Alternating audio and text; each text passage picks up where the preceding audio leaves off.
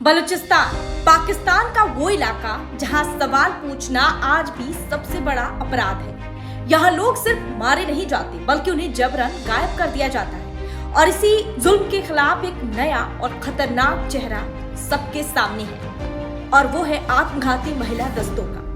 क्या है operation hero phase 2 और क्यों बलूच महिलाएं हथियार उठा रही हैं? कैसे मजीद ब्रिगेड उन्हें ट्रेन करती है? आपको हम सारे सवालों का जवाब देंगे। उसके लिए आपको ये पूरी वीडियो देखनी। बलूचिस्तान जहां हर घर में एक ऐसा नाम है जो कभी वापस नहीं आया, जहां रात के अंधेरे में दस्तक होती है और सुबह सिर्फ खामोशी बचती है। यही वो जमीन है जहां से शुरू हुआ BLA का ऑपरेशन हीरो।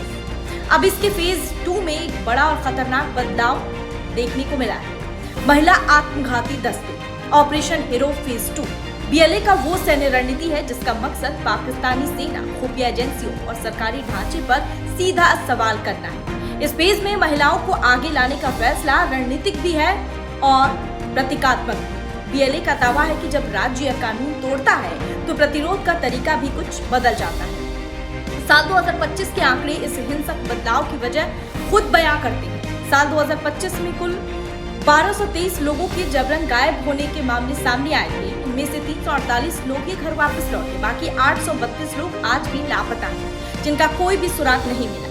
सबसे दर्दनाक सच्चाई ये है कि गायब होने वालों में 75 नाबालिग बच्चे और 18 महिलाएं भी शामिल हैं। केच डिस्ट्रिक्ट सबसे ज्यादा प्रभावित रहा, जहां से अकेले 339 लोग उठाए गए। यानी बलूचिस्तान में कोई भी सुरक्षित नहीं है।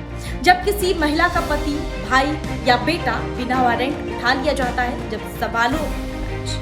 जब सालों तक कोई FIR दर्ज नहीं होता, कोई कोर्ट कोई सुनवाई नहीं करता, कोई भी जवाब नहीं मिलता, तो वही महिला एक दिन डरना छोड़ देती है और यहीं से मजीद ब्रिगेड महिलाओं को अपने साथ जोड़ती है जिनके पास खोने के लिए अब कुछ नहीं बचा। मजीद ब्रिगेड की ट्रेनिंग सिर्फ हथियार चलाने की नहीं होती है। आपको बताते हैं कि ट्रेनिंग कैसे दी जाती है। सबसे पहले ट्रेनिंग होती है, उसमें मनोवैज्ञानिक तैयारी की जाती है, जिसमें जबरन गुमशुदा लोगों की कहानियां सुनाई जाती है और फिर राज्य की हिंसा की फुटेज दिखाई जाती है और फिर उसके बाद वैचारिक ट्रेनिंग दी जाती है, जहां शहादत को लेकर ट्रेनिंग दी जाती है और अंतिम प्रतिरोध के रूप में उसे पेश किया जाता है। और फिर अंत में जो ट्रेनिंग दी जाती है वो होती है तकनीकी ट्रेनिंग, जिसमें आत्मघाती जैकेट, टारगेट की पहचान और मिशन की बारीकियां बताई जाती है। यह कोई तात्कालिक फैसला नहीं है बल्कि महीनों की तैयारी होती है।